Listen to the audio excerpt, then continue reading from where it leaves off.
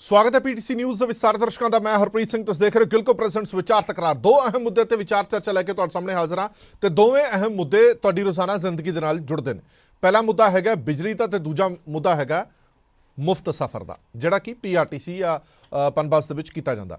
ਸਭ ਤੋਂ ਪਹਿਲਾਂ ਪੀਐਸਪੀਸੀਐਲ ਦਾ ਹਾਲ ਚਾਲ ਪੁੱਛ ਲੈਂਦੇ ਹਾਂ, ਪਾਵਰਕੌਮ ਦੇ ਹਾਲ ਚਾਲ ਦੱਸ ਦਿੰਦੇ ਹਾਂ। ਬਹੁਤ ਸਾਰੇ ਲੋਕ ਖੁਸ਼ ਹੋਣੇ ਆ ਕਿਉਂਕਿ 300 ਯੂਨਿਟ ਜਦ ਦੇ ਮੁਫਤ ਕੀਤੇ ਗਏ ਨੇ, ਘਰਾਂ ਦੇ ਬਿੱਲ ਆਣੇ ਘੱਟ ਹੋ ਗਏ ਨੇ ਜਾਂ ਸਿਫਰ ਆਉਂਦੇ ਨੇ। ਚੰਗੀ ਗੱਲ ਹੈ ਕਿ ਜੇ ਲੋਕਾਂ ਨੂੰ ਸਹੂਲਤ ਮਿਲ ਰਹੀ ਹੈ ਤਾਂ ਹੋਣੀ ਵੀ ਚਾਹੀਦੀ ਹੈ, ਪਰ ਇਸ ਦਾ ਖਮਿਆਜ਼ਾ ਕਿਸੇ ਸੰਸਥਾ ਨੂੰ ਭੁਗਤਣਾ ਪਏ ਇਹ ਠੀਕ ਨਹੀਂ ਹੁੰਦਾ। ਜਦੋਂ ਵੀ ਕੋਈ ਸਰਕਾਰ ਆਉਂਦੀ ਹੈ, ਕਿਸੇ ਵੀ ਤਰ੍ਹਾਂ ਦਾ ਕੋਈ ਐਲਾਨ ਕਰਦੀ ਹੈ, ਕੋਈ ਸਬਸਿਡੀ ਦੇਣ ਦਾ ਐਲਾਨ ਕਰਦੀ ਹੈ ਤਾਂ ਉਹਦੀ ਭਰਪਾਈ ਉਸ ਨੂੰ ਕਰਨੀ ਚਾਹੀਦੀ ਹੈ, ਨਾ ਕਿ ਸੰਸਥਾ ਨੂੰ ਕਰਨੀ ਚਾਹੀਦੀ ਹੈ। ਪਰ ਅਕਸਰ ਹੁੰਦਾ ਇਹੀ ਹੈ, ਕੋਈ ਵੀ ਸਰਕਾਰ ਹੋਵੇ, ਜਦੋਂ ਵੀ ਕੋਈ ਅਨਾਉਂਸਮੈਂਟ ਕਰਦੀ ਹੈ ਤਾਂ ਉਸ ਦਾ ਜਿਹੜਾ ਜ਼ਿਆਦਾ ਦਬਾਅ, ਜਿਹੜਾ ਵਜਨ ਜ਼ਿਆਦਾ ਪੈ ਜਾਂਦਾ ਉਹ ਸੰਸਥਾਵਾਂ ਤੇ ਪੈ ਜਾਂਦਾ, ਸਰਕਾਰ ਦੇ ਆਪਣੇ ਖਜ਼ਾਨੇ ਤੇ ਘੱਟ ਬੋਝ ਪੈਂਦਾ। ਅਜਿਹਾ ਹੀ ਕੁਝ ਹੋ ਰਿਹਾ ਪੀਐਸਪੀਸੀਐਲ ਦੇ ਨਾਲ, ਪਾਵਰਕੌਮ ਦੇ ਨਾਲ। ਪਾਵਰਕੌਮ ਅੱਜ ਕੱਲ੍ਹ ਦੋ ਤਿੰਨ ਖਾਸ ਤੌਰ ਤੇ ਮੁਸੀਬਤਾਂ ਦੇ ਨਾਲ ਦੋ ਚਾਰ ਹੋ ਰਿਹਾ। ਲਗਾਤਾਰ ਡਿਮਾਂਡ ਹੈ ਬਿਜਲੀ ਦੀ ਵੱਧਦੀ ਜਾ ਰਹੀ ਹੈ, ਸਪਲਾਈ ਘੱਟ ਹੋ ਰਹੀ ਹੈ, ਕੋਲੇ ਦੀ ਸਪਲਾਈ ਘੱਟ ਹੋ ਰਹੀ ਹੈ ਤੇ ਬਕਾਇਆ ਜਿਹੜੇ ਖੜੇ ਨੇ, ਭਾਵੇਂ ਉਹ ਸਬਸਿਡੀ ਦੇ ਬਕਾਇਆ ਹੋਣ ਜਾਂ ਬਿਜਲੀ ਦੇ ਬਿੱਲਾਂ ਦੇ ਬਕਾਇਆ ਹੋਣ। ਤੁਹਾਨੂੰ ਸੁਣ ਕੇ ਹੈਰਾਨਗੀ ਹੋਵੇਗੀ ਕਿ ਸਰਕਾਰੀ ਦਫ਼ਤਰਾਂ ਦੇ ਵੀ 2000 ਕਰੋੜ ਤੋਂ ਵੱਧ ਦੇ ਪੈਸੇ ਜਿਹੜੇ ਨੇ ਉਹ ਖੜੇ ਹੋਏ ਨੇ। ਇੱਕ ਇੱਕ ਕਰਕੇ ਸਾਰੇ ਪੁਆਇੰਟ ਤੁਹਾਨੂੰ ਦੱਸ ਦਿੰਦੇ ਹਾਂ, ਫਿਰ ਆਪਾਂ ਵਿਚਾਰ ਚਰਚਾ ਨੂੰ ਅੱਗੇ ਲੈ ਕੇ ਆਉਂਦੇ ਹਾਂ। ਕਿਉਂਕਿ ਕੋਈ ਵੀ ਇੱਦਾਂ ਦਾ ਅਦਾਰਾ ਹੋਵੇ ਉਹ ਪੰਜਾਬ ਦਾ ਹੀ ਅਦਾਰਾ ਹੈ, ਇਸ ਕਰਕੇ ਫਿਕਰ ਸਾਰੇ ਪੰਜਾਬੀਆਂ ਦਾ ਹੋਣਾ ਚਾਹੀਦਾ। ਇਹ ਨਹੀਂ ਹੋਣਾ ਚਾਹੀਦਾ ਕਿ ਮੇਰੇ ਘਰ ਮੁਫਤ ਬਿਜਲੀ ਮਿਲ ਰਹੀ ਹੈ, ਮੇਰਾ ਕਿਸੇ ਅਦਾਰੇ ਨਾਲ, ਕਿਸੇ ਸਟੇਟ ਨਾਲ ਕੋਈ ਲੈਣਾ ਦੇਣਾ ਨਹੀਂ ਹੈ। ਜੇ ਉਹ ਅਦਾਰੇ, ਜੇ ਉਹ ਸਟੇਟ ਕਾਇਮ ਰਹੇਗੀ ਤਾਂ ਹੀ ਅਸੀਂ ਸਾਰੇ ਕਾਇਮ ਰਹਾਂਗੇ। ਪੰਜਾਬ ਦੀ ਪਾਵਰਕੌਮ ਫਿਕਰਾਂ 'ਚ ਹੈ ਇਸ ਵਾਰ। ਸੂਬਾ ਸਰਕਾਰ ਵੱਲੋਂ ਦਿੱਤੇ ਜਾ ਰਹੇ ਫ੍ਰੀ 300 ਯੂਨਿਟ ਪੀਐਸਪੀਸੀਐਲ ਤੇ ਭਾਰੀ ਪੈ ਰਹੇ ਨੇ। ਘਰੇਲੂ ਅਤੇ ਖੇਤੀਬਾੜੀ ਸਬਸਿਡੀ ਪੀਐਸਪੀਸੀਐਲ ਲਈ ਮੁਸੀਬਤ ਬਣ ਰਹੀ ਹੈ। ਸਰਕਾਰ ਵੱਲੋਂ ਸਮੇਂ ਤੇ ਸਬਸਿਡੀ ਦੀ ਅਦਾਇਗੀ ਨਹੀਂ ਦਿੱਤੀ ਜਾਂਦੀ, ਜਿਸ ਕਰਕੇ ਸਾਰਾ ਸਿਸਟਮ ਹੈ ਜਿਹੜਾ ਉਹ ਵਿਗੜ ਜਾਂਦਾ। ਇਸ ਤੋਂ ਇਲਾਵਾ ਪਾਵਰਕੌਮ ਦੇ ਸਰਕਾਰੀ ਦਫ਼ਤਰਾਂ ਵੱਲ 2600 ਕਰੋੜ ਰੁਪਏ ਬਕਾਇਆ ਖੜੇ ਨੇ। ਮੈਂ 2000 ਕਹਿ ਰਿਹਾ ਸੀਗਾ, ਪਰ ਉਸ ਤੋਂ ਵੀ ਵੱਧ ਨੇ, 2600 ਕਰੋੜ ਰੁਪਏ ਬਕਾਇਆ ਖੜੇ ਨੇ। ਸਰਕਾਰੀ ਦਫ਼ਤਰਾਂ ਵੱਲੋਂ ਅਦਾਇਗੀ ਨਾ ਹੋਣ ਕਾਰਨ ਮੁਸ਼ਕਲ ਦੇ ਵਿੱਚ ਹੈ PSPCL. Punjab state power corporation ਦੇ ਸਰਦੀਆਂ ਦੇ ਵਿੱਚ ਵੀ ਪਸੀਨੇ ਨਿਕਲ ਗਏ ਨੇ, ਕਿਉਂਕਿ ਬਿਜਲੀ ਦੀ ਮੰਗ ਦੇ ਵਿੱਚ ਬੇਤਹਾਸ਼ਾ ਵਾਧਾ ਹੋ ਰਿਹਾ। 8500 ਮੈਗਾਵਾਟ ਤੋਂ ਵੀ ਬਿਜਲੀ ਦੀ ਮੰਗ ਟੱਪ ਗਈ ਹੈ। ਪੰਜਾਬ ਦੇ ਨਿੱਜੀ ਤੇ ਸਰਕਾਰੀ ਥਰਮਲਾਂ ਨੂੰ ਸਾਲਾਨਾ 10 ਲੱਖ ਮੀਟ੍ਰਿਕ ਟਨ ਕੋਲੇ ਦੀ ਲੋੜ ਹੈ, ਜਿਨ੍ਹਾਂ ਦੇ ਵਿੱਚੋਂ ਲਹਿਰਾ ਮੁਹੱਬਤ ਤੋਂ 4599 ਲੱਖ ਮੀਟ੍ਰਿਕ ਟਨ, ਰੋਪੜ ਨੂੰ 4307 ਮੀਟ੍ਰਿਕ ਟਨ, ਰਾਜਪੁਰਾ 5876, ਤਲਵੰਡੀ ਸਾਬੋ 9964 ਤੇ ਜੀਵੀਕੇ ਨੂੰ 2847 ਲੱਖ ਮੀਟ੍ਰਿਕ ਟਨ ਕੋਲੇ ਦੀ ਲੋੜ ਹੈ। ਕੋਲੇ ਦੀ ਕਮੀ ਕਾਰਨ ਰੋਪੜ ਦਾ ਥਰਮਲ ਪਲਾਂਟ ਦਾ ਯੂਨਿਟ ਨੰਬਰ 6 ਬੰਦ ਹੋਇਆ ਪਿਆ। ਰੋਪੜ ਥਰਮਲ ਪਲਾਂਟ ਦੇ 2 ਹੋਰ ਯੂਨਿਟ ਵੀ ਤਕਨੀਕੀ ਖਰਾਬੀ ਕਰਕੇ ਬੰਦ ਹੋਏ ਪਏ ਨੇ। ਤਲਵੰਡੀ ਸਾਬੋ ਦਾ ਯੂਨਿਟ ਨੰਬਰ 2 ਤਕਨੀਕੀ ਖਰਾਬੀ ਕਾਰਨ ਬੰਦ ਹੈ। ਲਹਿਰਾ ਮੁਹੱਬਤ ਦਾ ਇੱਕ ਯੂਨਿਟ ਬੋਇਲਰ ਫਟਣ ਕਾਰਨ ਪਿਛਲੇ 8 ਮਹੀਨਿਆਂ ਤੋਂ ਬੰਦ ਹੈ। ਕੇਂਦਰੀ ਪੂਲ ਤੋਂ ਮਹਿੰਗੇ ਭਾਅ ਬਿਜਲੀ ਖਰੀਦਣ ਲਈ ਪਾਵਰਕੌਮ ਮਜਬੂਰ ਹੈ, ਕਿਉਂਕਿ ਪਛਵਾੜਾ ਖਾਨੇ ਤੋਂ ਕੋਲੇ ਦੀ ਸਪਲਾਈ ਵੀ ਠੱਪ ਹੋ ਗਈ ਹੈ। 16 ਦਸੰਬਰ ਨੂੰ ਹਾਲ ਹੀ ਦੇ ਵਿੱਚ ਪੰਜਾਬ ਦੇ ਰੋਪੜ ਪਾਵਰ ਥਰਮਲ ਪਲਾਂਟ ਨੂੰ ਪਹਿਲਾ ਰੈਕ ਪਹੁੰਚਿਆ ਸੀ। ਉੱਥੋਂ ਪਛਵਾੜਾ ਕੋਲ ਖਾਨਾ ਤੇ ਪਹਿਲਾ ਠੇਕੇਦਾਰ ਵੱਲੋਂ ਮਜ਼ਦੂਰਾਂ ਦੀ ਪੂਰੀ ਅਦਾਇਗੀ ਨਹੀਂ ਕੀਤੀ ਗਈ, ਜਿਸ ਕਰਕੇ ਹੁਣ ਕੋਲਾ ਚੁੱਕਣ ਦੇ ਵਿੱਚ ਅੜਿੱਕਾ ਆ ਰਿਹਾ। ਇਹ ਸੂਤਰ ਦੱਸਦੇ ਨੇ ਪੰਜਾਬ ਨੂੰ ਰੋਜ਼ਾਨਾ ਤਾਪ ਕਰਾਉਣ, ਪੰਜਾਬ ਦੇ ਜਿੰਨੇ ਵੀ ਤਾਪ ਕਰਨੇ ਉਹਨਾਂ ਨੂੰ 85% ਸਮਰਥਾ ਨਾਲ ਚੱਲਣ ਦੇ ਲਈ 18 ਤੋਂ 20 ਰੈਕ ਦੀ ਲੋੜ ਹੈ। ਸਟਾਕ ਪੂਰਾ ਰੱਖਣ ਦੇ ਲਈ 28 ਤੋਂ 30 ਰੈਕ ਕੋਲੇ ਦੇ ਲੋੜੀਂਦੇ ਨੇ। ਸੋ ਕੋਲੇ ਦੀ ਘਾਟ ਸਰਦੀਆਂ ਦੇ ਵਿੱਚ ਵੀ ਰੜਕ ਰਹੀ ਹੈ, ਜਿਸ ਦੇ ਕਰਕੇ ਨੁਕਸਾਨ ਹੈ ਜਿਹੜਾ ਪੀਐਸਪੀਸੀਐਲ ਨੂੰ ਹੋ ਰਿਹਾ। ਨੁਕਸਾਨ ਕਿਵੇਂ ਹੈ? ਕੇਂਦਰੀ ਪੂਲ ਦੇ ਵਿੱਚੋਂ ਮਹਿੰਗੀ ਬਿਜਲੀ ਲੈਣੀ ਪੈ ਰਹੀ ਹੈ ਤੇ ਸਸਤੇ ਭਾਅ ਦੇਣੀ ਪੈ ਰਹੀ ਹੈ। ਇਸ ਪੂਰੇ ਮੁੱਦੇ ਤੇ ਗੱਲਬਾਤ ਕਰਨ ਦੇ ਲਈ ਸਾਡੇ ਨਾਲ ਖਾਸ ਮਹਿਮਾਨ ਜੁੜੇ ਹੋਏ ਨੇ। ਹਰਮੇਸ਼ ਧੀਮਾਨ ਸਾਹਿਬ ਜੁੜੇ ਹੋਏ ਨੇ, ਪ੍ਰਧਾਨ ਮੁਲਾਜ਼ਮ ਫੈਡਰੇਸ਼ਨ ਪੀਏਸੀਬੀ ਰੋਪੜ ਥਰਮਲ ਪਲਾਂਟ ਤੋਂ। ਗੁਰਸੇਵਕ ਸਿੰਘ ਸੰਧੂ ਸਾਹਿਬ ਸਾਬਕਾ ਪ੍ਰਧਾਨ ਨੇ ਗੁਰੂ ਨਾਨਕ ਥਰਮਲ ਪਲਾਂਟ, ਸਾਡੇ ਨਾਲ ਉਹ ਵੀ ਜੁੜੇ ਹੋਏ ਨੇ। ਔਰ ਗਗਨ ਅਹੂਜਾ ਸਾਡੇ ਪੱਤਰਕਾਰ ਵੀ ਜੁੜੇ ਹੋਏ ਨੇ, ਜਿਹੜੇ ਇਸ ਮੁੱਦੇ ਤੇ ਪੂਰਾ ਨਜ਼ਰ ਰੱਖਦੇ ਨੇ ਔਰ ਤਮਾਮ ਜਾਣਕਾਰੀ ਹੈ ਜਿਹੜੀ ਦਿੱਤੀ ਜਾਂਦੀ ਹੈ। ਚਲੋ ਸ਼ੁਰੂਆਤ ਆਪਾਂ ਗਗਨ ਅਹੂਜਾ ਹੋਰਾਂ ਤੋਂ ਹੀ ਕਰ ਲੈਂਦੇ ਹਾਂ, ਫਿਰ ਉਹਨਾਂ ਨੂੰ ਆਪਾਂ ਫ੍ਰੀ ਕਰ ਦਾਂਗੇ। ਗਗਨ ਅਹੂਜਾ, ਮੌਜੂਦਾ ਸਥਿਤੀ ਅਕਸਰ ਅਸੀਂ ਇਹ ਕਹਿੰਦੇ ਹਾਂ, ਜਦੋਂ ਵੀ ਗਰਮੀਆਂ ਦੇ ਵਿੱਚ ਵੀ ਅਸੀਂ ਕਹਿੰਦੇ ਹਾਂ ਕਿ ਇੱਕ ਬਰਸਾਤ ਜਦੋਂ ਪੈਂਦੀ ਹੈ ਤਾਂ ਪਾਵਰਕੌਮ ਦੇ ਸਿਰ ਦੇ ਉੱਤੋਂ ਬੋਝ ਲੱਥ ਜਾਂਦਾ, ਪਾਵਰਕੌਮ ਦਾ ਬੋਝ ਹਲਕਾ ਹੋ ਜਾਂਦਾ। ਪਰ ਇਹ ਬੜੀ ਹੈਰਾਨਗੀ ਦੀ ਗੱਲ ਹੈ ਕਿ ਭਰ ਸਰਦੀਆਂ ਦੇ ਵਿੱਚ ਵੀ ਜਦੋਂ ਬਿਜਲੀ ਦੀ ਖਪਤ ਵੀ ਘੱਟ ਜਾਂਦੀ ਹੈ, ਸਭ ਤੋਂ ਮੋਟੀ ਖਪਤ 에ਅਰ ਕੰਡੀਸ਼ਨਰਸ ਦੀ ਹੁੰਦੀ ਹੈ, ਉਹ ਬੰਦ ਹੋ ਜਾਂਦੇ ਨੇ। ਉਸ ਦੌਰਾਨ ਵੀ ਬਿਜਲੀ ਦੀ ਖਪਤ ਵੱਧ ਰਹੀ ਹੈ। ਪੀਐਸਪੀਸੀਐਲ ਨੂੰ ਮੁਸ਼ਕਲਾਂ ਨਾਲ 2-4 ਹੋਣਾ ਪੈ ਰਿਹਾ। ਇਹ ਸੁਣ ਕੇ ਵੀ ਹੈਰਾਨਗੀ ਹੈ ਕਿ ਕੇਂਦਰੀ ਪੂਲ ਤੋਂ ਬਿਜਲੀ ਲੈਣੀ ਪੈ ਰਹੀ ਹੈ। ਜੀ ਬਿਲਕੁਲ ਹਰਪ੍ਰੀਤ, ਜਿਸ ਤਰੀਕੇ ਦੇ ਨਾਲ ਮੰਗ ਵਧੀ ਹੈ ਉਹਦਾ ਇੱਕ ਮੇਨ ਕਾਰਨ ਇਹ ਮੰਨਿਆ ਜਾ ਰਿਹਾ ਕਿ ਜਿਹੜੇ ਜ਼ੀਰੋ ਬਿੱਲ ਆਏ ਹੈਗੇ ਨੇ, 300 ਯੂਨਿਟ ਤੱਕ ਜਿਹੜੀ ਫ੍ਰੀ ਬਿਜਲੀ ਦਿੱਤੀ ਗਈ ਆ, ਉਹੀ ਵੀ ਇੱਕ ਮੇਨ ਕਾਰਨ ਜਿਹੜਾ ਮੰਨਿਆ ਜਾ ਰਿਹਾ। ਕਿਉਂਕਿ ਲੋਕਾਂ ਨੇ ਇਹ ਤੈਅ ਕਰ ਰਿਹਾ ਵੀ 300 ਤੋਂ ਉੱਪਰ ਟੱਪਣ ਨਹੀਂ ਦੇਣਾ, ਪਰ 300 ਤੱਕ ਤਾਂ ਜ਼ਰੂਰ ਕਰਨਗੇ। ਉਹਦੇ ਲਈ ਹੀਟਰ ਚੱਲ ਰਹੇ ਨੇ, ਸਰਦੀ ਵੱਧ ਗਈ ਹੈ, ਠੰਡ ਕਰਕੇ ਗੀਜ਼ਰ ਵੀ ਚੱਲ ਗਏ ਨੇ, ਜਿਹਦੇ ਕਰਕੇ ਡਿਮਾਂਡ 'ਚ ਵਾਧਾ ਇੰਨਾ ਹੋ ਚੁੱਕਿਆ ਔਰ ਪਿਛਲੇ ਸਾਲਾਂ ਨਾਲੋਂ 1500 ਮੈਗਾਵਾਟ ਜਿਹੜੀ ਬਿਜਲੀ ਦੀ ਡਿਮਾਂਡ ਹੈ ਇਹ ਵੱਧ ਚੁੱਕੀ ਹੈ। ਉਹਦੇ ਨਾਲ ਪਾਵਰਕਾਮ ਨੂੰ ਕਾਫੀ 2-4 ਹੋਣਾ ਪੈ ਰਿਹਾ ਔਰ ਜਿਸ ਤਰੀਕੇ ਦੇ ਨਾਲ ਡਿਮਾਂਡ ਵਧੀ ਹੈ ਔਰ ਕੇਂਦਰੀ ਪੂਲ ਤੋਂ ਵੀ ਬਿਜਲੀ ਜਿਹੜੀ ਹੈ ਉਹ ਨਹੀਂ ਮਿਲ ਪਾ ਰਹੀ। ਸਸਤੀ ਜਿਹੜੀ 2.5 ਰੁਪਏ ਜਾਂ 3 ਰੁਪਏ ਯੂਨਿਟ ਮਿਲਦੀ ਸੀ, ਅੱਜ ਕੱਲ੍ਹ ਪਾਵਰਕਾਮ ਨੂੰ 6-6.5 ਰੁਪਏ ਪ੍ਰਤੀ ਯੂਨਿਟ ਔਸਤਨ ਖਰੀਦਣੀ ਪੈ ਰਹੀ ਹੈ। ਔਰ ਜੇ ਐਕਸਚੇਂਜ ਦੀ ਗੱਲ ਕੀਤੀ ਜਾਵੇ ਤਾਂ 7 ਰੁਪਏ ਤੋਂ ਲੈ ਕੇ 12 ਰੁਪਏ ਤੱਕ ਜਿਹੜੀ ਪਾਵਰ ਐਕਸਚੇਂਜ ਹੈ ਉੱਥੋਂ ਬਿਜਲੀ ਮਿਲਦੀ ਹੈ ਸਮੇਂ ਸਿਰ। ਜੇ ਔਸਤਨ ਆਪਾਂ 6.5-7 ਰੁਪਏ ਇਹਨਾਂ ਨੂੰ ਪਾਵਰਕਾਮ ਨੂੰ ਪੈਂਦੀ ਹੈ ਔਰ ਇਹਦਾ ਸਾਰਾ ਜਿਹੜਾ ਬੋਝ ਹੈ ਪਾਵਰਕਾਮ ਤੇ ਪੈ ਰਿਹਾ। 12 ਕਰੋੜ ਰੁਪਏ ਦੀ ਬਿਜਲੀ ਰੋਜ਼ਾਨਾ ਖਰੀਦ ਕੇ ਜਿਹੜੀ ਨਹੀਂ ਖਰੀਦਣੀ ਚਾਹੀਦੀ। ਗਗਨਦੀਪ ਮੈਨੂੰ ਇੱਕ ਗੱਲ ਸਮਝਾਓ ਜਿਹੜੇ ਤੁਸੀਂ ਇਹ ਕਿਹਾ ਕਿ 85,000 ਮੈਗਾਵਾਟ ਦੀ ਜਿਹੜੀ ਹੈ ਖਪਤ ਵੱਧ ਗਈ ਹੈ, ਪਰ ਇਹ 8500 ਮੈਗਾਵਾਟ ਤੋਂ ਬਿਜਲੀ ਦੀ ਮੰਗ ਟੱਪ ਗਈ ਹੈ, ਪਰ ਇਹ ਗਰਮੀਆਂ ਦੇ ਵਿੱਚ ਤਾਂ ਕਈ ਜ਼ਿਆਦਾ ਹੁੰਦੀ ਹੈ, ਉਦੋਂ ਕੋਈ ਕਿੱਲਤ ਨਹੀਂ ਆਉਂਦੀ, ਹੁਣ ਕਿਉਂ ਕਿੱਲਤ ਆ ਰਹੀ ਹੈ? ਹੁਣ ਕਿਉਂ ਕੇਂਦਰੀ ਪੂਲ ਤੋਂ ਲੈਣੀ ਪੈ ਰਹੀ ਹੈ ਬਿਜਲੀ? ਹਰਪ੍ਰੀਤ, ਗਰਮੀਆਂ ਵਾਸਤੇ ਅਰੇਂਜਮੈਂਟਸ ਕੀਤੇ ਹੁੰਦੇ ਨੇ ਪਾਵਰਕਾਮ ਨੇ, ਕਿੱਥੋਂ ਕਿੱਥੋਂ ਬਿਜਲੀ ਖਰੀਦਣੀ ਹੈ, ਕਿੱਥੋਂ ਕਿੱਥੋਂ ਨਹੀਂ ਖਰੀਦਣੀ, ਪਰ ਸਰਦੀਆਂ ਵਾਸਤੇ ਜਿਹੜੀ ਅਰੇਂਜਮੈਂਟਸ ਨੇ ਉਹਦੇ ਜਿਹੜੇ ਕਰਾਰ ਨੇ ਵੱਖ-ਵੱਖ ਥਰਮਲ ਪਲਾਂਟਾਂ ਦੇ, ਸਰਕਾਰੀ ਥਰਮਲ ਪਲਾਂਟਾਂ ਨੇ, ਬਾਹਰ NTPC ਹੈਗਾ ਜਾਂ ਕੋਈ ਹੋਰ ਨੈਸ਼ਨਲ ਗ੍ਰਿਡ ਤੋਂ, ਉਹ ਪਹਿਲਾਂ ਤੋਂ ਸਮਝੌਤੇ ਮੁਆਵਜ਼ੇ ਜਿਹੜੇ ਕੀਤੇ ਹੁੰਦੇ ਨੇ, ਪਰ ਸਰਦੀਆਂ ਲਈ ਇਹ ਨਹੀਂ ਕੀਤੇ ਹੋਏ। ਇਸ ਕਰਕੇ ਜਿਹੜੀ ਮਹਿੰਗੀ ਬਿਜਲੀ ਇਹਨਾਂ ਨੂੰ ਖਰੀਦਣੀ ਪੈ ਰਹੀ ਹੈ। ਉਹ ਸਿੱਧਾ ਆਪਾਂ ਕਹਿ ਸਕਦੇ ਹਾਂ ਕਿ ਜ਼ੀਰੋ ਬਿੱਲ ਜਿਹੜੇ ਆ ਰਹੇ ਨੇ ਉਹਦੇ ਕਰਕੇ ਇਹ ਸਾਰਾ ਬੋਝ ਪਾਵਰਕਾਮ ਤੇ ਪੈ ਰਿਹਾ ਔਰ ਅਪਲਾਈਐਂਸਸ ਵੀ ਲੋਕਾਂ ਕੋਲ ਵੱਧ ਰਹੇ ਨੇ। ਹੀਟਰ ਗੀਜ਼ਰ ਹਰ ਘਰ 'ਚ ਆਮ ਤਰ੍ਹਾਂ 2-3 ਹੋ ਚੁੱਕੇ ਨੇ। ਜੀ ਹਰਪ੍ਰੀਤ ਜੀ, ਇੱਕ ਛੋਟਾ ਜਿਹਾ ਸਵਾਲ ਫਿਰ ਮੈਂ ਤੁਹਾਨੂੰ ਫ੍ਰੀ ਕਰਦਾ। ਜਿਹੜੀ ਅਦਾਇਗੀ ਦੀ ਗੱਲ ਹੈਗੀ ਹੈ, ਕਿਉਂਕਿ ਪਹਿਲਾਂ ਖੇਤੀਬਾੜੀ ਸਬਸਿਡੀ ਦੀ ਅਦਾਇਗੀ ਜਿਹੜੀ ਉਹ ਵੀ ਕਈ ਵਾਰ ਪਛੜ ਜਾਂਦੀ ਸੀ, ਹੁਣ ਡੋਮੈਸਟਿਕ ਦੀ ਜਿਹੜੀ ਸਬਸਿਡੀ ਦੀ ਅਦਾਇਗੀ ਉਹ ਵੀ ਪਛੜ ਰਹੀ ਹੈ। ਕੀ ਇਹ ਪਛੜਦੀ ਹੋਈ ਅਦਾਇਗੀ ਵੀ ਇੱਕ PSPCL ਦੇ ਲਈ ਮੁਸੀਬਤ ਦਾ ਕਾਰਨ ਬਣ ਰਹੀ ਹੈ? ਇਸ ਤੋਂ ਇਲਾਵਾ ਜਿਹੜਾ ਡੇਟਾ 2600 ਕਰੋੜ ਰੁਪਏ ਦਾ ਸਰਕਾਰੀ ਅਦਾਰਿਆਂ ਵੱਲ ਖੜਾ ਹੈ, ਉਹ ਵੀ ਤੁਹਾਨੂੰ ਲੱਗਦਾ ਹੈ ਕਿ ਕਿਤੇ ਨਾ ਕਿਤੇ PSPCL ਦੇ ਲਈ ਮੁਸ਼ਕਲਾਂ ਦੇ ਪਹਾੜ ਖੜੇ ਕਰ ਰਿਹਾ ਹੈ? ਨਿਸ਼ਚਿਤ ਤੌਰ ਤੇ ਮੁਸ਼ਕਲਾਂ ਦਾ ਪਹਾੜ ਤਾਂ PSPCL ਨੂੰ ਹੋਣੀ ਹੀ ਨੇ, ਕਿਉਂਕਿ ਤਨਖਾਹਾਂ ਦੇਣ ਨੂੰ ਪੈਸੇ ਨੇ, ਕਰਜ਼ਾ ਲੈ ਕੇ ਤਨਖਾਹ ਦਿੱਤੀ ਜਾ ਰਹੀ ਹੈ। ਮੇਰੇ ਕੋਲ ਤਾਜ਼ਾ ਅੰਕੜੇ ਜਿਹੜੇ ਸਬਸਿਡੀ ਦੇ ਉਹ ਵੀ ਆਏ ਨੇ, ਅੱਜ ਤਾਜ਼ਾ ਅੰਕੜੇ ਸਰਕਾਰੀ ਵਿਭਾਗਾਂ ਦੇ ਵੀ ਆਏ ਨੇ, ਜਿਵੇਂ ਤੁਸੀਂ ਦੱਸ ਰਹੇ 2600 ਕਰੋੜ ਰੁਪਏ ਬਕਾਇਆ ਔਰ ਵਾਟਰ ਐਂਡ ਸੈਨੀਟੇਸ਼ਨ ਸਭ ਤੋਂ ਵੱਧ ਡਿਫਾਲਟਰ ਹੈ, 1150 ਕਰੋੜ ਰੁਪਏ ਉਹਦੇ ਵੱਲ ਖੜਾ। ਕਈ ਵਿਭਾਗ ਹੈਗੇ ਨੇ ਇਸ ਤਰ੍ਹਾਂ ਦੇ। ਔਰ ਪਾਵਰ ਸਬਸਿਡੀ ਦੀ ਗੱਲ ਕੀਤੀ ਜਾਂਦਾ, ਪਿਛਲਾ ਬਕਾਇਆ ਇੱਕ 9000 ਕਰੋੜ ਦਾ ਚੱਲਦਾ ਆ ਰਿਹਾ ਔਰ ਜਿਹੜੀ ਆਪਾਂ ਜ਼ੀਰੋ ਬਿੱਲ ਦੀ ਜਾਂ ਸਬਸਿਡਾਈਜ਼ ਹਾਊਸਿੰਗ ਡੋਮੈਸਟਿਕ ਦੀ ਸਬਸਿਡੀ ਕਹਿ ਰਹੀ ਹੈ ਉਹ 4000 ਕਰੋੜ ਜਿਹੜੀ ਹੈ ਇਸ ਸਾਲ ਵੱਧ ਜਾਣੀ ਹੈ। ਕੁੱਲ ਮਿਲਾ ਕੇ ਜਿਹੜੀ ਸਬਸਿਡੀ ਦੀ ਗੱਲ ਕੀਤੀ ਜਾਵੇ ਤਾਂ ਫਾਈਨੈਂਸ਼ੀਅਲ ਈਅਰ ਜੋ ਪ੍ਰੋਜੈਕਸ਼ਨ ਇਹਨਾਂ ਨੂੰ ਕੀਤੀ ਗਈ ਹੈ ਉਹ 24865 ਹੈ, ਪਰ ਇਹ ਖਦਸ਼ਾ ਪਾਵਰ ਦੇ ਜਿਹੜੇ ਮਾਹਿਰ ਨੇ ਉਹ ਜਤਾ ਰਹੇ ਨੇ ਕਿ ਇਹ 30000 ਕਰੋੜ ਤੇ ਟੱਚ ਕਰ ਜਾਏਗੀ 31 ਮਾਰਚ ਤੱਕ। ਔਰ ਸਰਕਾਰ ਵੱਲੋਂ ਜਿਹੜੇ ਹੁਣ ਤੱਕ ਆਪਾਂ ਕਹਿ ਸਕਦੇ ਹਾਂ ਬਿਜਲੀ ਦੇ ਡਿਫਾਲਟ ਅਮਾਊਂਟ ਹੈ, ਸਬਸਿਡੀ ਦੀ ਡਿਫਾਲਟ ਅਮਾਊਂਟ ਹੈ 10,000 ਕਰੋੜ ਡਿਫਾਲਟ ਅਮਾਊਂਟ ਹੈ, ਉਹ ਪਿੱਛੇ ਪਈ ਰਹਿੰਦੀ ਹੈ, ਸਰਕਾਰ ਵੱਲੋਂ ਹਾਲੇ ਤੱਕ ਦਿੱਤੀ ਨਹੀਂ ਗਈ।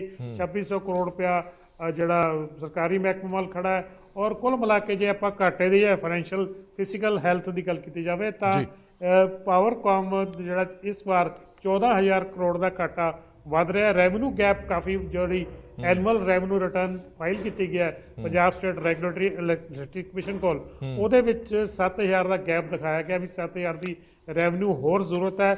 ਜੇ ਇਹ ਮੰਨ ਲੈਂਦਾ ਕਮਿਸ਼ਨ ਤਾਂ 70 ਪੈਸੇ ਪ੍ਰਤੀ ਯੂਨਿਟ ਬਿਜਲੀ ਅਗਲੇ ਵਰੇ ਤੋਂ ਵੱਧ ਸਕਦੀ ਹੈ। ਚਲੋ ਗਗਨਦੀਪ, ਬਹੁਤ ਬਹੁਤ ਧੰਨਵਾਦ ਇਸ ਤਮਾਮ ਜਾਣਕਾਰੀ ਦੇ ਲਈ।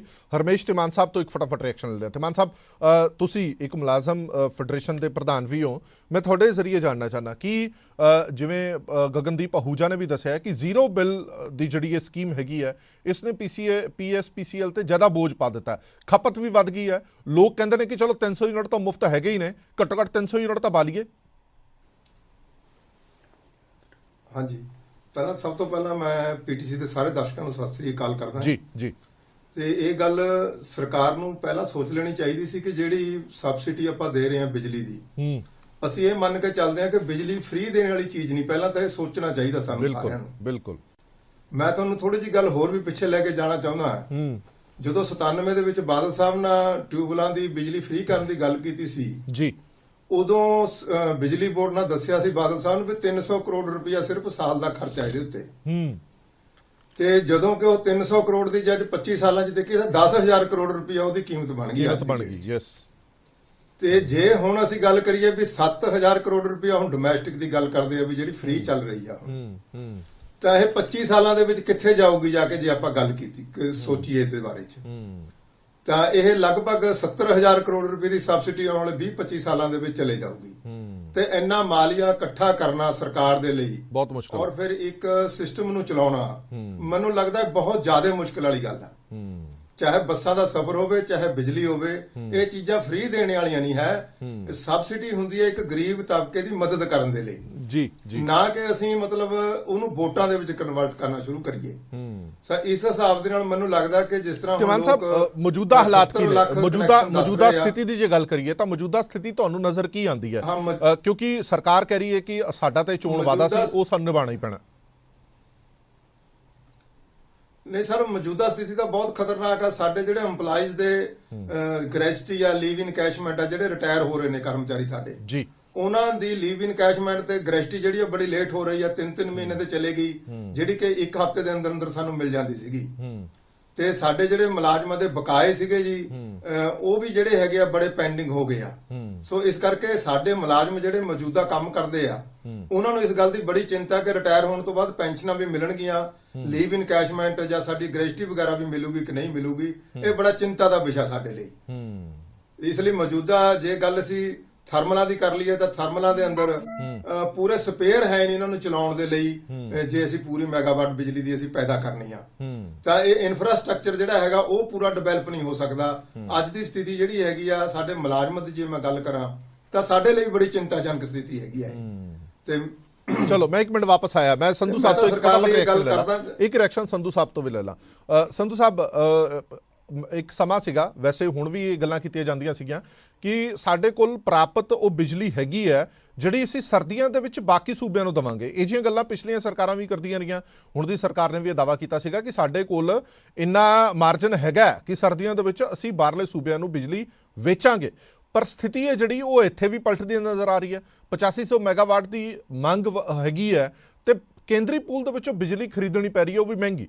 ਫਿਰ ਇਹ ਤੁਹਾਨੂੰ ਕੀ ਲੱਗਦਾ ਹੈ ਕਿ ਇਹ ਸਿਰਫ ਤੇ ਸਿਰਫ 300 ਮੁਫਤ ਯੂਨਿਟ ਕਰਕੇ ਹੋਇਆ ਜਾਂ ਕਿਤੇ ਨਾ ਕਿਤੇ ਪਲੈਨਿੰਗ ਦੇ ਵਿੱਚ ਕੋਈ ਘਾਟ ਰਹੀ ਹੈ? ਸਭ ਤੋਂ ਪਹਿਲਾਂ ਤਾਂ ਮੈਂ ਤੁਹਾਡਾ PTC ਚੈਨਲ ਦਾ ਧੰਨਵਾਦ ਕਰਦਾ ਜੀ ਸੰਧੂ ਤੇ ਤੁਹਾਡੇ ਦਰਸ਼ਕਾਂ ਨੂੰ ਗੁਰਫਤਿਹ ਬੁਲਾਉਣਾ ਹੈ ਜੀ।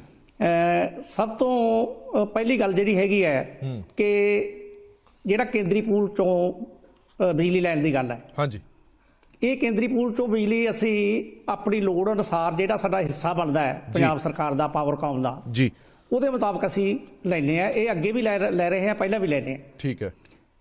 ਦੂਸਰੀ ਗੱਲ, ਜਿਹੜਾ ਪਾਵਰਕਾਮ ਹੈ ਉਹ ਬੈਂਕਿੰਗ ਪ੍ਰਣਾਲੀ ਦੇ ਰਾਹੀਂ ਸਰਦੀਆਂ ਦੇ ਵਿੱਚ, ਹੁਣ ਦੇ ਮੌਸਮ ਦੇ ਵਿੱਚ ਜਿਹੜੀ ਬਿਜਲੀ ਹੈ ਉਹ ਹਰ ਸਾਲ ਲਗਭਗ ਹਰ ਸਾਲ ਜਿਹੜੀ ਹੈ, ਜਿਵੇਂ ਹਿਮਾਚਲ ਪ੍ਰਦੇਸ਼ ਹੋ ਗਿਆ, ਜੰਮੂ ਕਸ਼ਮੀਰ ਹੋ ਗਿਆ, ਇਹਨਾਂ ਸੂਬਿਆਂ ਨੂੰ ਜਿਹੜੇ ਅਸੀਂ ਬਿਜਲੀ ਦਿੰਦੇ ਹਾਂ ਤੇ ਗਰਮੀਆਂ ਦੇ ਵਿੱਚ ਬਿਜਲੀ ਲੈਂਦੇ ਹਾਂ ਜੀ। ਜਿਹੜੀ ਡਿਮਾਂਡ ਵਧਣ ਦੀ ਗੱਲ ਹੈ ਉਹਦੇ ਵਿੱਚ ਸਭ ਤੋਂ ਵੱਡਾ ਕਾਰਨ ਤਾਂ ਜਿਹੜੀ ਅਸੀਂ ਪੰਜਾਬ ਸਰਕਾਰ ਨੇ ਬਿਜਲੀ ਜਿਹੜੀ ਹੈ ਫ੍ਰੀ ਕੀਤੀ ਹੈ, ਉਹਦੇ ਕਰਕੇ ਵੀ ਜਿਹੜਾ ਬੰਦਾ ਅੱਗੇ ਅੱਗ ਸੇਕ ਕੇ ਧੂਣੀ ਬਾਲ ਕੇ ਆਪਣਾ ਜਿਹੜਾ ਪਾਲਾ ਠੰਡਾ ਜਿਹੜੀ ਦੂਰ ਕਰਦਾ ਸੀ, ਉਹ ਵੀ ਹੀਟਰ ਲਾ ਕੇ ਬੈਠਾ, ਹੀਟਰ ਲੈ ਕੇ ਤੇ ਉਹਨਾਂ ਨੇ ਵੀ ਬਾਲਣੇ ਸ਼ੁਰੂ ਕਰ ਦਿੱਤੇ ਆ। ਅੱਗੇ ਜਿਹੜਾ ਪਤੀਲੇ ਦੇ ਵਿੱਚ ਪਾਣੀ ਗਰਮ ਕਰਕੇ ਨਹਾ ਲੈਂਦਾ ਸੀ, ਹੁਣ ਉਹਨੂੰ ਵੀ ਲਿਆ ਕੇ ਗੀਜ਼ਰ ਆ ਜਿਹੜਾ ਉਹ ਲਾ ਲਿਆ ਹੈਗਾ। ਤੀਸਰੀ ਗੱਲ, ਇਸ ਵਾਰ ਜਿਹੜੀ ਵਰਖਾ ਜਿਹੜੀ ਹੈ ਉਹ ਵੀ ਘੱਟ ਹੋਈ ਹੈ। ਸੋ ਇਸ ਕਰਕੇ ਬਿਜਲੀ ਦੀ ਡਿਮਾਂਡ ਜਿਹੜੀ ਹੈ, ਨਹਿਰੀ ਜਿਹੜੀ ਹੈ ਬੰਦੀ ਆ ਗਈ ਹੈ, ਨਹਿਰੀ ਮਹਿਕਮੇ ਨੇ ਬੰਦੀ ਕਰਤੀ ਹੈ ਪਾਣੀ ਦੀ। ਕਿਸਾਨਾਂ ਨੂੰ ਜਿਹੜੀ ਹੈ ਕਣਕ ਨੂੰ ਭਿਉਣ ਵਾਸਤੇ ਜਿਹੜੀ ਬਿਜਲੀ ਦੀ ਜ਼ਰੂਰਤ ਹੈ, ਮੋਟਰ ਲਾਣੀ ਪੈਂਦੀ ਹੈ। ਇਹ ਕਈ ਕਾਰਨ ਜਿਹੜੇ ਬਣ ਗਏ ਹੈਗੇ ਆ ਕਿ ਜਿਸ ਕਰਕੇ ਜਿਹੜੀ ਸਾਡੀ ਡਿਮਾਂਡ ਹੈ ਇਸ ਸਾਲ ਜਿਹੜੀ ਹੈ ਸੰਧੂ ਸਾਹਿਬ ਤੁਹਾਨੂੰ ਵੀ ਲੱਗਦਾ ਕਿ ਜਿਹੜੀ 300 ਯੂਨਿਟ ਮੁਫਤ ਦੀ ਸਕੀਮ ਹੈ ਉਹਦੇ ਤੇ ਮੁੜ ਵਿਚਾਰ ਕਰਨ ਦੀ ਲੋੜ ਹੈਗੀ ਹੈ, ਕਿਉਂਕਿ ਉਹਦਾ ਮਿਸਯੂਜ਼ ਹੋਣਾ ਸ਼ੁਰੂ ਹੋ ਗਿਆ। ਮਤਲਬ ਗਰਮੀਆਂ 'ਚ ਤਾਂ ਚਲੋ ਮੰਨਿਆ ਕਿ ਪੱਖਾ ਕੂਲਰ ਚੱਲਦਾ ਹੈ, ਚਲੋ ਠੀਕ ਹੈ, ਪਰ ਸਰਦੀਆਂ ਦੇ ਵਿੱਚ 300 ਯੂਨਿਟ ਬਲਣੇ, ਮਤਲਬ ਲੋਕਾਂ ਨੇ ਤਹਈਆ ਕਰ ਲਿਆ ਕਿ ਮੁਫਤ ਜਿਹੜੇ 300 ਯੂਨਿਟ ਮਿਲ ਰਹੇ ਨੇ ਉਹ ਤਾਂ ਬਾਲਣੇ ਜੋ ਮਰਜ਼ੀ ਹੋਵੇ, ਸਾਡਾ ਅਧਿਕਾਰ ਹੈ। ਬਿਲਕੁਲ ਬਿਲਕੁਲ ਜੀ, ਅਸੀਂ ਇਹ ਗੱਲ ਪਹਿਲਾਂ ਵੀ ਕਹੀ ਸੀਗੀ ਕਿ ਜਿਵੇਂ ਆਮ ਆਦਮੀ ਪਾਰਟੀ ਨੇ ਮੁੱਖ ਮੰਤਰੀ ਬਣਾਉਣ ਵਾਸਤੇ ਸਰਵੇ ਕਰਵਾਇਆ ਸੀ ਜਾਂ ਹੋਰ ਕੰਮਾਂ ਦੇ ਵਾਸਤੇ ਸਰਵੇ ਕਰਵਾਉਂਦੇ ਆ, ਮੈਂ ਆਮ ਆਦਮੀ ਪਾਰਟੀ ਸਰਕਾਰ ਨੂੰ, ਭਗਵੰਤ ਮਾਨ ਜੀ ਸਰਕਾਰ ਨੂੰ ਬੇਨਤੀ ਕਰੂੰਗਾ ਕਿ ਉਹ ਸਰਵੇ ਕਰਵਾ ਲੈਣ ਲੋਕਾਂ ਦੇ ਕੋਲੋਂ ਕਿ 300 ਯੂਨਿਟ ਬਿਜਲੀ ਚਾਹੀਦੀ ਹੈ ਕਿ ਜਾਂ ਫਿਰ ਜਿਹੜੀ ਆ ਬਿਜਲੀ ਸਸਤੀ ਹੋਵੇ। ਇਹ ਰੁਪਈਆ 1.5 ਰੁਪਈਆ ਯੂਨਿਟ ਸਸਤੀ ਕਰ ਦੇਣ ਤੇ ਜਿਹੜੇ ਬਿਲਕੁਲ ਹੀ ਗਰੀਬ ਲੋਕ ਆ ਜਿਨ੍ਹਾਂ ਦੇ ਨੂੰ 2 ਟਾਈਮ ਦੀ ਰੋਟੀ ਦਾ ਵੀ ਫਿਕਰ ਹੈ ਤੇ ਉਹਨਾਂ ਦੇ ਵਾਸਤੇ ਕੋਈ 100-200 ਯੂਨਿਟ ਜਿਹੜੇ ਜਿਵੇਂ ਪਹਿਲਾਂ ਸੀ ਕੋਈ 150 ਯੂਨਿਟ ਉਹਨਾਂ ਨੂੰ, ਕਿਉਂਕਿ ਜਿਹੜਾ ਬੰਦਾ 2 ਟਾਈਮ ਦੀ ਰੋਟੀ ਨਹੀਂ ਪੂਰੀ ਕਰ ਸਕਦਾ ਤੇ ਉਹਨੇ ਬਿਜਲੀ ਕਿੱਥੋਂ ਬਾਲਣੀ ਹੈ, ਬਿਜਲੀ ਉਹਨੇ ਕਾਹਦੇ ਵਾਸਤੇ ਬਾਲਣੀ ਹੈ। ਸੋ ਇਸ ਕਰਕੇ ਵੀ ਬਿਜਲੀ ਜਿਹੜੀ ਆ ਸਸਤੀ ਕਰ ਦੇਣੀ ਚਾਹੀਦੀ ਹੈ ਤੇ ਇਹਦੇ ਵਾਸਤੇ ਸਰਕਾਰ ਨੂੰ ਜਿਹੜਾ ਉਹ ਸਰਵੇ ਕਰਾਉਣਾ ਚਾਹੀਦਾ ਹੈ ਕਿ ਲੋਕ ਕੀ ਚਾਹੁੰਦੇ ਆ। ਜਿਹੜੇ ਵੀ ਸੁਹਿਰਦ ਲੋਕ ਹੈ ਉਹ ਇਹੀ ਚਾਹੁੰਦੇ ਆ ਕਿ ਬਿਜਲੀ ਸਸਤੀ ਕਰ ਦਿਓ, ਪਰ ਜਿਹੜੀਆਂ 300 ਯੂਨਿਟਾਂ ਫ੍ਰੀ ਆ ਇਹ ਨਾ ਕਰੋ। तो सो मैं भगवंत मान सरकार नूं ये राय दूंगा, मशवरा दूंगा, बेनती करूंगा कि वो इस गल ते सर्वे करवा के वेख लैण कि पंजाब दे लोकां दे सर्वे की आउंदे क्योंकि ਇਹ ਜਿਹੜੀਆਂ ਸਬਸਿਡੀਜ਼ ਹੁੰਦੀਆਂ ਨੇ ਇਹ ਉਹਨਾਂ ਲੋਕਾਂ ਲਈ ਹੋਣੀਆਂ ਚਾਹੀਦੀਆਂ ਨੇ ਜਿਨ੍ਹਾਂ ਨੂੰ ਜ਼ਰੂਰਤ ਹੈ। ਹੁੰਦੇ ਸਰਦੇ ਵਾਲੇ ਨੂੰ ਅਸੀਂ ਕਿਉਂ ਬਿਜਲੀ ਮੁਫਤ ਦੇਣੀ ਹੈ, ਇਹ ਇੱਕ ਵੱਡਾ ਸਵਾਲ ਜ਼ਰੂਰ ਖੜਾ ਹੁੰਦਾ। ਆਰਥਿਕ ਤੌਰ ਤੇ ਪਛੜੇ ਹੋਏ ਲੋਕ ਜਿਨ੍ਹਾਂ ਨੂੰ ਜ਼ਰੂਰਤ ਹੈ ਉਹਨਾਂ ਨੂੰ 300 ਯੂਨਿਟ ਮੁਫਤ ਮਿਲਣੀ ਚਾਹੀਦੀ ਹੈ, ਬਿਲਕੁਲ ਮਿਲਣੀ ਚਾਹੀਦੀ ਹੈ। ਪਰ ਜਿਹੜੇ ਉਹ ਲੋਕ ਜਿਹੜੇ ਹੁੰਦੇ ਸਰਦੇ ਵਾਲੇ ਨੇ ਜਿਨ੍ਹਾਂ ਦਾ ਬਿੱਲ ਗਰਮੀਆਂ 'ਚ ਤਾਂ ਚਲੋ 300 ਯੂਨਿਟ ਪਾਰ ਹੋ ਸਕਦਾ ਪਰ ਸਰਦੀਆਂ ਦੇ ਵਿੱਚ 300 ਯੂਨਿਟ ਕ੍ਰਾਸ ਨਹੀਂ ਕਰਦਾ, ਉਹਨਾਂ ਨੂੰ ਵੀ ਮੁਫਤ ਬਿਜਲੀ ਮਿਲ ਰਹੀ ਹੈ। ਹੁਣ ਉਹ ਲੋਕ ਜਿਹੜੇ ਜਿਸ ਤਰ੍ਹਾਂ ਸੰਧੂ ਸਾਹਿਬ ਨੇ ਸਹੀ ਕਿਹਾ ਕਿ ਪਹਿਲਾਂ ਧੂਣੀ ਬਾਲ ਕੇ ਜਾਂ ਗੈਸ ਤੇ ਪਾਣੀ ਗਰਮ ਕਰਕੇ ਸਾਰ ਲੈਂਦੇ ਸੀ, ਉਹ ਹੁਣ ਬਿਜਲੀ ਦੇ ਉਪਕਰਨ ਯੂਜ਼ ਕਰ ਰਹੇ ਨੇ ਕਿਉਂਕਿ ਉਹਨਾਂ ਨੂੰ ਪਤਾ 300 ਯੂਨਿਟ ਮੁਫਤ ਹੈ, ਤਾਂ ਆਪਾਂ ਕਿਉਂ ਨਾ ਉਹਨਾਂ ਦੀ ਵਰਤੋਂ ਕਰੀਏ। ਸੰਧੂ ਸਾਹਿਬ ਕੁਝ ਐਡ ਆਨ ਕਰਨਾ ਚਾਹੁੰਦੇ ਨੇ, ਫਿਰ ਮੈਂ ਧੀਮਾਨ ਸਾਹਿਬ ਕੋਲ ਚੱਲਦਾ। ਮੈਂ ਤੁਹਾਨੂੰ ਹੈਰਾਨੀਜਨਕ ਅੰਕੜੇ ਆ ਜਿਹੜੇ ਜੀ ਵੀ ਸਾਡੇ ਚੀਫ ਇੰਜੀਨੀਅਰ ਤੱਕ ਦੇ ਜਿਹੜੇ ਜ਼ੀਰੋ ਬਿੱਲ ਆ ਰਹੇ ਆ। ਵੇਖੋ ਜੀ, ਜਿਹੜਾ ਇੱਕ ਚੀਫ ਇੰਜੀਨੀਅਰ ਹੈ, ਇੱਕ ਐਸਸੀ ਹੈ, ਇੱਕ ਮੇਰੇ ਵਰਗਾ सबॉर्डिनेट है, मुलाजम है, तो मतलब जे मैनू 40,000 पेंशन मिलती है, 50,000 पेंशन मिलती है, तो कि मैं 4,000 रुपये बिल नहीं भर सकता बिजली का।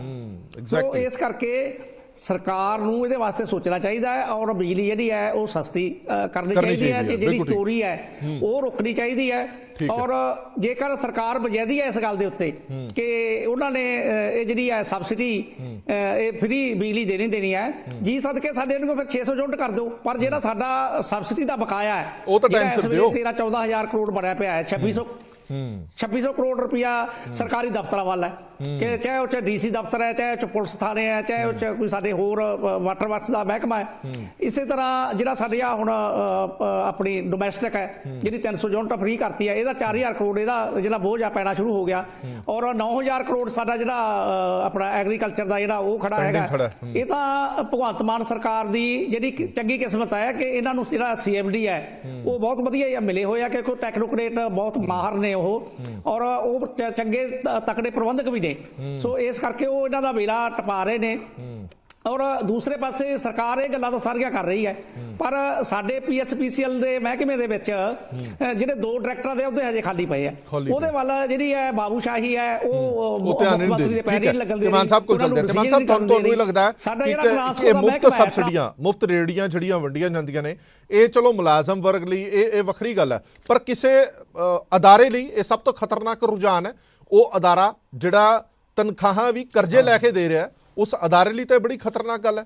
ਅਸੀਂ ਮਾਣ ਕਰਦੇ ਹੁੰਦੇ ਸੀ PSPCL ਤੇ ਪਾਵਰਕੌਮ ਤੇ, ਇਸ ਤੋਂ ਪਹਿਲਾਂ ਪਾਵਰ ਕਾਰਪੋਰੇਸ਼ਨ ਤੇ। ਉਹ ਹੁਣ ਅਦਾਰਾ ਜੇ ਲਗਾਤਾਰ ਕਰਜ਼ੇ ਦੇ ਵਿੱਚ ਡੁੱਬ ਰਿਹਾ, ਅਦਾਇਗੀਆਂ ਨਹੀਂ ਹੋ ਰਹੀਆਂ, ਤੇ ਕੋਈ ਸਮਾਂ ਅਜਿਹਾ ਵੀ ਆਏਗਾ ਜਦੋਂ ਸਭ ਕੁਝ ਹੀ ਖਤਮ ਹੋ ਸਕਦਾ। ਹਾਂਜੀ ਬਿਲਕੁਲ ਹਰਪ੍ਰੀਤ ਜੀ, ਇਹ ਗੱਲ ਬਹੁਤ ਹੀ ਦੂਰ ਦੀ ਗੱਲ ਨਹੀਂ ਹੈਗੀ। ਲੋਕ ਇਹਨੂੰ ਜਲਦੀ ਦੇਖ ਲੈਣਗੇ ਜੇ ਇਸ ਅਦਾਰੇ ਨੂੰ ਬਿਲਕੁਲ ਖਤਮ ਹੁੰਦਾ ਦੇਖਣਗੇ ਆਪਣੀ ਅੱਖਾਂ ਦੇ ਨਾਲ। ਜਿਵੇਂ ਰੋਪੜ ਥਰਮਲ ਪਲਾਂਟ ਦੇ 2 ਯੂਨਿਟ ਲੋਕਾਂ ਨੇ ਆਪ ਟੁੱਟਦੇ ਦੇਖੇ ਆ, ਤੇ ਇੱਕ ਲਹਿਰੇ ਮੁਹੱਬਤ ਦਾ ਜਿਹੜਾ 8 ਮਹੀਨੇ ਪਹਿਲਾਂ ਯੂਨਿਟ ਜਿਹੜਾ ਹੈਗਾ ਉਹ ਮਤਲਬ ਡਿੱਗ ਗਈ, ਉਹਦੀ ਇੱਕ ਸਵਾਹ ਵਾਲਾ ਜਿਹੜਾ ਸਿਸਟਮ ਸੀਗਾ ਉਹ ਅੱਜ ਤੱਕ 8 ਮਹੀਨੇ ਦੇ ਵਿੱਚ ਠੀਕ ਨਹੀਂ ਕਰ ਸਕਿਆ ਆਪਾਂ ਉਹਨੂੰ। ਇਹਦਾ ਮਤਲਬ ਤਾਂ ਕਿ ਸਰਕਾਰ ਕੋਲ, ਸਾਡੇ ਅਦਾਰੇ ਕੋਲ ਪੈਸੇ ਹੈ ਨਹੀਂ, ਇਸੇ ਕਰਕੇ ਅਸੀਂ ਨਹੀਂ ਕਰ ਰਹੇ ਇਹ ਸਾਰਾ ਕੁਝ। ਨਹੀਂ, ਅੱਜ ਜੇ ਬਿਜਲੀ ਸਾਨੂੰ 5 ਰੁਪਏ 28 ਪੈਸੇ ਖਰੀਦਣੀ ਪੈ ਰਹੀ ਹੈ ਸੈਂਟਰ ਪੂਲ ਚੋਂ ਜੀ, ਤੇ ਸਾਡੇ ਕੋਲ ਜੇ ਕੋਲੇ ਦੀ ਯਾਰ ਸਮਰੱਥਾ ਹੁੰਦੀ ਠੀਕ, ਤੇ ਸਾਡਾ ਲਹਿਰੇ ਮੁਹੱਬਤ ਦਾ 210 ਮੈਗਾਵਾਟ ਦਾ ਯੂਨਿਟ ਠੀਕ ਹੋਇਆ ਹੁੰਦਾ ਤਾਂ ਸਾਨੂੰ ਇਹ ਪੈਸੇ ਦੀ ਬਚਤ ਹੋਣੀ ਸੀਗੀ। ਪਰ ਉਧਰ ਨੂੰ ਵੀ ਸਰਕਾਰ ਦਾ ਧਿਆਨ ਬੜਾ ਘੱਟ ਹੈਗਾ ਤੇ ਅਦਾਰੇ ਲਈ ਸਬਸਿਡੀਆਂ ਤਾਂ ਇੰਨੀਆਂ ਖਤਰਨਾਕ ਆ। ਮੈਂ ਪਹਿਲਾਂ ਵੀ ਇਹੀ ਗੱਲ ਕਹਿ ਚੁੱਕਿਆ ਕਿ ਇਹ ਚੀਜ਼ਾਂ ਜਿਹੜੀਆਂ ਇਲੈਕਟ੍ਰਿਸਿਟੀ ਹੋ ਗਈ, ਮੁਫਤ ਦਾ ਸਫ਼ਰ ਹੋ ਗਿਆ, ਇਹ ਚੀਜ਼ਾਂ ਫ੍ਰੀ ਦੇਣ ਵਾਲੀਆਂ ਨਹੀਂ ਹੈਗੀਆਂ। ਇਹ ਹਰੇਕ ਸਰਕਾਰ ਨੂੰ ਸਮਝ ਆਉਣੀ ਚਾਹੀਦੀ ਇਸ ਗੱਲ ਦੀ ਵੀ ਵੋਟਾਂ ਦੇ ਲਈ ਆਪਾਂ ਅਦਾਰਿਆਂ ਦਾ ਨੁਕਸਾਨ ਨਾ ਕਰੀਏ। ਇੱਕ ਅਦਾਰੇ ਦੇ ਅੰਦਰ ਅੱਜ ਜੇ 70,000 ਦੇ ਕਰੀਬ ਪੈਨਸ਼ਨਰ ਹੈਗਾ ਤੇ 35,000 ਦੇ ਕਰੀਬ ਹੁਣ ਮੁਲਾਜ਼ਮ ਕੰਮ ਕਰਦੇ ਆ, ਲਗਭਗ 1 ਲੱਖ ਦੇ ਕਰੀਬ ਜਿਹੜਾ ਹੈਗਾ ਇਹਦੇ ਨਾਲ ਜੁੜਿਆ ਹੋਇਆ, ਤੇ ਉਹਦੇ ਨਾਲ ਹੋਰ ਪਰਿਵਾਰ ਕਿੰਨੇ ਜੁੜੇ ਹੋਏ ਆ। ਇਹ ਸਾਰੇ ਅਦਾਰੇ ਦਾ ਜੇ ਪੱਠਾ ਬੈਠ ਗਿਆ ਤਾਂ ਮੈਂ ਸਮਝਦਾ ਕਿ ਪੰਜਾਬ ਦਾ ਪੂਰੇ ਦਾ ਪੱਠਾ ਬੈਠ ਸਕਦਾ ਇਸ ਗੱਲ ਦੇ ਨਾਲ। ਇਸ ਲਈ ਇਹ ਸਬਸਿਡੀ ਜਿਹੜੀ ਹੈਗੀ ਆ ਇਹਦੇ ਉੱਤੇ ਸਰਕਾਰ ਨੂੰ ਰਿਵਿਊ ਕਰਨਾ ਚਾਹੀਦਾ। ਔਰ ਮੈਂ ਸਮਝਦਾ ਕਿ ਕਿਸੇ ਵੀ ਪੰਜਾਬ ਦੇ ਬੰਦੇ ਦੇ ਲਈ 250 ਰੁਪਇਆ ਮਹੀਨਾ ਜੇ ਆਪਾਂ ਮਿਨੀਮਮ ਬਿੱਲ ਵੀ ਲਾ ਕੇ ਚੱਲੀਏ ਤਾਂ ਜਿਹੜਾ ਗਰੀਬ ਤੋਂ ਗਰੀਬ ਬੰਦਾ ਵੀ ਦੇ ਸਕਦਾ। ਔਰ ਜਿਹੜੇ ਸਾਡੇ ਵਰਗੇ ਬੰਦੇ ਹੈਗੇ ਆ ਤਾਂ ਅਸੀਂ ਤਾਂ 1000 ਰੁਪਇਆ ਦੇਣਾ, 2000 ਰੁਪਏ, ਇਹ ਕੋਈ ਖਾਂਦੇ ਪੀਂਦੇ ਲੋਕਾਂ ਲਈ ਕੋਈ ਵੱਡੀ ਗੱਲ ਨਹੀਂ ਹੈ। ਅੱਛਾ ਧੀਮਾਨ ਸਾਹਿਬ, ਜਿਹੜੀ ਗੱਲ ਸੰਧੂ ਸਾਹਿਬ ਨੇ ਕਹੀ ਹੈ ਕਿ ਜੇ ਬਿਜਲੀ ਸਬਸਿਡੀ ਦੀ ਜਗ੍ਹਾ ਤੁਸੀਂ ਬਿਜਲੀ ਮੁਫਤ ਦੇਣੀ ਸ਼ੁਰੂ ਕਰ ਦੋ, ਮੁਫਤ ਦੀ ਜਗ੍ਹਾ ਤੁਸੀਂ ਇਹ ਕਹਿ ਦੋ ਕਿ ਬਿਜਲੀ ਸਸਤੇ ਭਾਅ ਸੀ ਦਿਆਂਗੇ, ਤਾਂ ਉਹ ਬਿਹਤਰ ਨਹੀਂ ਹੈ? ਤਾਂ ਉਹ ਸਾਰੇ ਹੀ ਕਵਰ ਹੋ ਜਾਣਗੇ, ਭਾਵੇਂ ਗਰੀਬ ਹੋਵੇ ਭਾਵੇਂ ਅਮੀਰ ਹੋਵੇ। ਬਿਲਕੁਲ ਬਿਹਤਰ ਹੈ ਜੀ, ਬਿਲਕੁਲ। ਹਾਂ ਬਿਲਕੁਲ ਸਰ, ਘੱਟੋ ਘੱਟ ਆਪਾਂ ਨੂੰ ਜੇ ਜ਼ਿਆਦਾ ਤੇ ਨੋ ਲਾਸ ਨੋ ਪ੍ਰੋਫਿਟ ਤੇ ਚੀਜ਼ ਤਾਂ ਦਿੱਤੀ ਜਾ ਸਕਦੀ ਆ। ਜੇ ਪ੍ਰੋਫਿਟ ਸਰਕਾਰ ਨਾਲ ਨਹੀਂ ਲੈਣਾ, ਵਧੀਆ ਗੱਲ ਹੈਗੀ ਆ, ਤੇ ਸਸਤੀ ਕਰਕੇ ਜਿਹੜੀ ਬਿਜਲੀ ਦਿੱਤੀ ਜਾ ਸਕਦੀ। ਹੁਣ ਮੈਂ ਇੱਕ ਗੱਲ ਹੋਰ ਇਹਦੇ ਚ ਐਡ ਆਨ ਕਰਦਾ ਸਰ। ਜੀ ਹੁਣ ਜਿਨ੍ਹਾਂ ਨੇ ਤਾਂ ਬਿਜਲੀ ਫ੍ਰੀ ਲੈਣੀ ਉਹ ਤਾਂ ਫ੍ਰੀ ਲੈਣਗੇ ਜੀ। ਹੁਣ ਜਿਹੜਾ ਰੈਗੂਲੇਟਰੀ ਕਮਿਸ਼ਨ ਕੋਲ ਅਪੀਲ ਗਈ ਹੈ, ਜਿਵੇਂ ਹੁਜਾ ਸਾਹਿਬ ਨੇ ਵੀ ਦੱਸਿਆ, ਸਾਰੇ ਮੀਡੀਆ ਦੇ ਵਿੱਚ ਆ, ਤਾਂ ਜਿਹੜੇ ਲੋਕ ਬਿੱਲ ਦੇਣਗੇ ਉਹਨਾਂ ਨੂੰ ਬਿੱਲ ਹੋਰ ਮਹਿੰਗੇ ਦੇਣੇ ਪੈਣਗੇ, ਉਹਨਾਂ ਉੱਤੇ ਖਰਚਾ ਹੋਰ ਵਧੇਗਾ।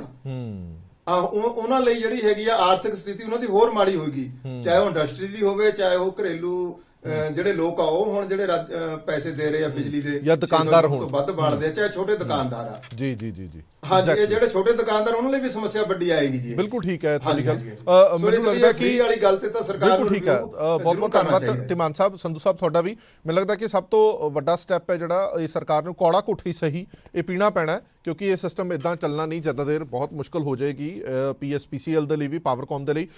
ਬਿਹਤਰ ਇਹ ਵੀ ਹੋ ਸਕਦਾ, ਇੱਕ ਆਈਡੀਆ ਇਹ ਵੀ ਹੈਗਾ, ਕੁਝ ਲੋਕ ਇਹ ਆਈਡੀਆ ਵੀ ਸ਼ੇਅਰ ਕਰਦੇ ਨੇ ਕਿ ਮਨਮਰਜ਼ੀ ਦੇ ਨਾਲ ਆਪਣੀ ਇੱਛਾ ਹੋਵੇ ਤਾਂ ਸਬਸਿਡੀ ਲਓ, ਆਪਣੀ ਇੱਛਾ ਹੋਵੇ ਤਾਂ ਨਾ ਲਓ। ਤੁਸੀਂ ਸਬਸਿਡੀ ਵਾਲਾ ਬਿੱਲ ਲੈਣਾ ਤਾਂ ਤੁਸੀਂ ਲੈ ਸਕਦੇ ਹੋ, ਜੇ ਸਬਸਿਡੀ ਤੁਸੀਂ ਨਹੀਂ ਲੈਣੀ ਤਾਂ ਤੁਸੀਂ ਲਿਖ ਕੇ ਦਿਓ ਕਿ ਸਾਨੂੰ ਸਬਸਿਡੀ ਨਹੀਂ ਚਾਹੀਦੀ, ਜਿੰਨਾ ਬਿੱਲਾਂ ਦਾ ਸਾਨੂੰ ਦਿਓ। ਕੁਝ ਅਜਿਹੇ ਲੋਕ ਵੀ ਹੋਣਗੇ ਜਿਹੜੇ ਹੁੰਦੇ ਸਰਦੇ ਵਾਲੇ ਨੇ, ਜਿਹੜੇ ਚਾਹੁੰਦੇ ਨਹੀਂ ਕਿ ਅਸੀਂ ਬਿੱਲ ਭਰੀਏ, ਸਾਡਾ ਜ਼ੀਰੋ ਬਿੱਲ ਨਹੀਂ ਆਉਣਾ ਚਾਹੀਦਾ। ਸੋ ਇਹ ਗੱਲ ਨਹੀਂ ਹੁੰਦੀ ਕਿ ਮੈਂ ਬਿੱਲ ਕਿਉਂ ਭਰਾਂ। ਇਹ ਤੁਹਾਨੂੰ ਇੱਕ ਅਦਾਰੇ ਲਈ, ਇੱਕ ਸਟੇਟ ਲਈ, ਇਹ ਪੰਜਾਬ ਦੀ ਗੱਲ ਸੋਚਣ ਲਈ ਤੁਹਾਨੂੰ ਇਹ ਕਦਮ ਚੁੱਕਣਾ ਹੀ ਪੈਣਾ। ਜੇਕਰ ਆਪਣੀ ਅੰਤਰਾਤਮਾ ਦੀ ਆਵਾਜ਼ ਸੁਣੋ ਤਾਂ ਤੁਹਾਡੀ ਅੰਤਰਾਤਮਾ ਜ਼ਰੂਰ ਕਹੇਗੀ ਜੇ ਹੁੰਦੇ ਸਰਦੇ ਵਾਲੇ ਹੋ ਤਾਂ ਬਿੱਲ ਕਿਉਂ ਨਾ ਭਰਿਆ ਜਾਵੇ। ਇੱਕ ਛੋਟੇ ਜਿਹੇ ਬ੍ਰੇਕ ਲਈ ਰੁਕ ਰਹੇ ਹਾਂ। ਬ੍ਰੇਕ ਤੋਂ ਬਾਅਦ ਇੱਕ ਹੋਰ ਅਜਿਹੇ ਅਦਾਰੇ ਦੀ ਗੱਲ ਕਰਾਂਗੇ, ਉਹ ਵੀ ਮੁਫਤ ਦੀਆਂ ਰਿਓੜੀਆਂ ਦਾ ਸ਼ਿਕਾਰ ਹੋ ਰਿਹਾ, ਉਹ ਅਦਾਰਾ PRTC। ਉਸ ਤੇ ਚਰਚਾ ਲੈ ਕੇ ਆਵਾਂਗੇ। ਜਲਦ ਹਾਜ਼ਰ ਹੋਣੇ, ਛੋਟੇ ਜਿਹੇ ਬ੍ਰੇਕ ਲਈ ਰੁਕ ਰਹੇ ਹਾਂ।